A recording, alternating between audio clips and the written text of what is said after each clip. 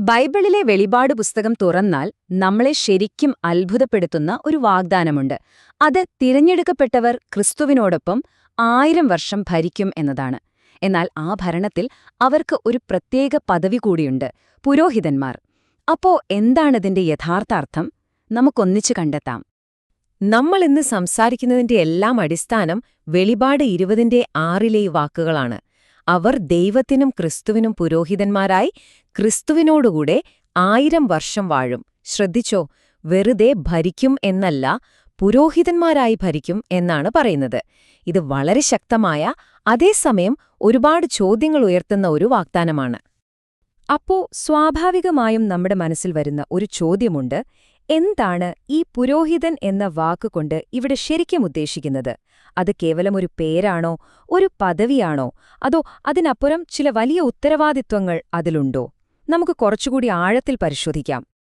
ഈ ചോദ്യത്തിന് ഉത്തരം കിട്ടണമെങ്കിൽ നമ്മൾ ആദ്യം പുരോഹിതൻ എന്ന ആശയത്തിന്റെ പിന്നോട്ടൊന്നു പോകണം. പഴയ നിയമകാലത്ത് ആരായിരുന്നു ഒരു പുരോഹിതൻ? അവരുടെ ജോലികൾ എന്തൊക്കെയായിരുന്നു? അവിടെ നിന്ന് നമുക്ക് തുടങ്ങാം. പഴയ നിയമത്തിൽ നിന്ന് പുതിയ നിയമത്തിലേക്ക് വരുമ്പോഴേക്കും ഈ പൗരോഹിത്യം എന്ന സങ്കല്പത്തിന് വലിയൊരു മാറ്റം വരുന്നുണ്ട്. ശരിക്കും പറഞ്ഞാൽ ഒരു വിപ്ലവം തന്നെ. പഴയ നിയമത്തിൽ ലേവി ഗോത്രത്തിൽ ജനിച്ചാൽ മാത്രം കിട്ടുന്ന ഒരു പാരമ്പര്യ പദവിയായിരുന്നു അത്. എന്നാൽ പുതിയ നിയമത്തിൽ യേശുവിലൂടെ എല്ലാ വിശ്വാസികളും ചേർന്ന ഒരു ആത്മീയ സമൂഹമായി അത് മാറി. ഈ മാറ്റത്തിന്റെ ഏറ്റവും പ്രധാനപ്പെട്ട ഭാഗം മഹാപുരോഹിതൻ എന്ന പദവിയാണ്. പഴയ നിയമത്തിൽ അത് അഹരോനും അദ്ദേഹത്തിന്റെ പിൻഗാമികൾക്കും മാത്രമുള്ളതായിരുന്നു.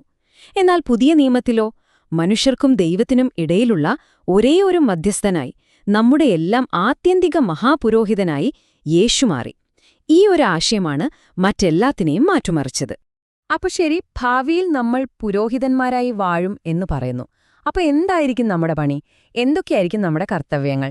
ഇതിനുത്തരം കിട്ടാൻ നമ്മൾ പഴയ നിയമ പുരോഹിതന്മാരുടെ ധർമ്മങ്ങൾ പരിശോധിച്ചാൽ മതി.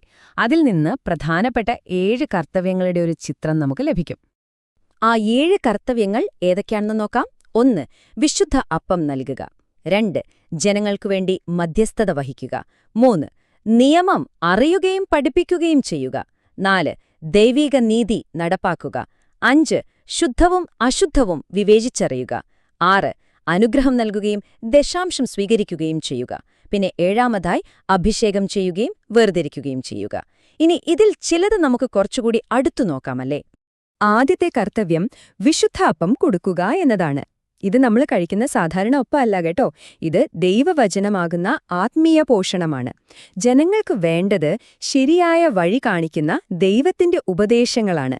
അത് നൽകുക എന്നതായിരുന്നു ഒരു പുരോഹിതന്റെ ആദ്യത്തെ ജോലി. രണ്ടാമത്തേത്, ഒരു പുരോഹിതൻ എന്ന് പറയുന്നത് ജനങ്ങൾക്കും ദൈവത്തിനും ഇടയിലുള്ള ഒരു പാലം പോലെയാണ്. അതായത് മറ്റുള്ളവരുടെ ആവശ്യങ്ങൾക്കും ബലഹീനതകൾക്കും വേണ്ടി ദൈവത്തോട് അപേക്ഷിക്കുക.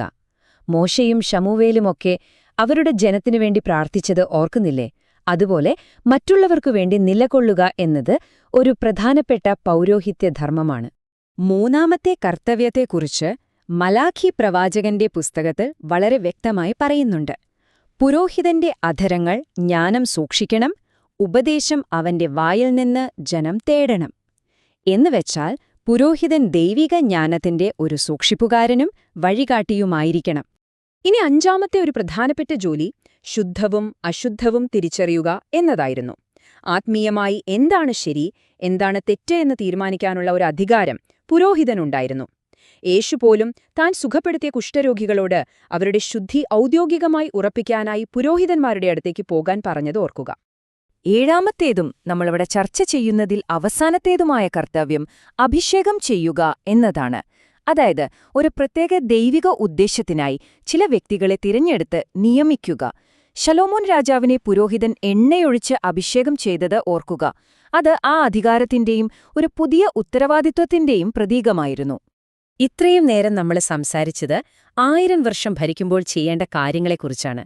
പക്ഷെ ഒരു ചോദ്യമുണ്ട്: ഇതിനെല്ലാം ഇന്നത്തെ നമ്മുടെ ജീവിതവുമായി എന്തെങ്കിലും ബന്ധമുണ്ടോ? തീർച്ചയായുമുണ്ട്. ഈ പൗരോഹിത്യധർമ്മങ്ങൾ ഇന്ന് തന്നെ നമുക്ക് എങ്ങനെ ജീവിക്കാൻ തുടങ്ങാമെന്ന് നോക്കാം. അപ്പോൾ ശരിക്കുള്ള ചോദ്യം ഇതാണ്, ഭാവിയിൽ കിട്ടാൻ പോകുന്ന ഈ വലിയൊരു പദവി ഇന്ന് നമ്മൾ ജീവിക്കുന്ന രീതിയെ, നമ്മുടെ തീരുമാനങ്ങളെ എങ്ങനെയാണ് ബാധിക്കേണ്ടത്? അതോ ഇതൊക്കെ വെറും ഭാവിയെക്കുറിച്ചുള്ള മനോഹരമായൊരു സ്വപ്നം മാത്രമാണോ? ഇതൊരു വെറും ഭാവനയല്ല എന്നതിന് ഏറ്റവും നല്ലൊരു ഉദാഹരണം അപ്പോസ്തലനായ പൗലോസ് തന്നെയാണ്. അദ്ദേഹം തന്റെ സുവിശേഷ പ്രവർത്തനത്തെ വിളിച്ചതെന്താണെന്നറിയുമോ? ദൈവത്തിന്റെ സുവിശേഷത്തിന്റെ പൗരോഹിത്യ ശുശ്രൂഷ.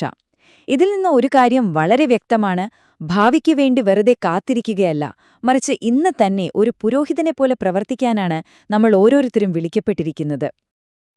അപ്പോൾ നമുക്കിന്ന് എങ്ങനെ ഒരു പുരോഹിതനെ പോലെ ജീവിക്കാൻ തുടങ്ങാം? ഒന്നാമതായി, ദൈവവചനം നന്നായി പഠിക്കാം. അപ്പോൾ നമുക്ക് മറ്റുള്ളവർക്ക് ആത്മീയ അപ്പം നൽകാൻ കഴിയും. മറ്റുള്ളവർക്ക് വേണ്ടി പ്രാർത്ഥിക്കുന്നതിലൂടെ നമുക്കൊരു മധ്യസ്ഥനാകാം.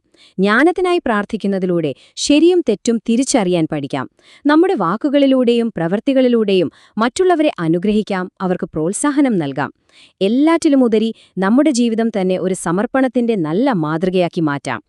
അപ്പോ ഒന്ന് ആലോചിച്ചു നോക്കൂ, ഇന്നത്തെ നമ്മുടെ ഈ ജീവിതം ആ ഭാവിയിലെ ഭരണത്തിനുള്ള ഒരു പരിശീലന കളരിയാണെങ്കിൽ ആ ഭരണം തന്നെ എത്ര ഗംഭീരമായിരിക്കും, അല്ലേ?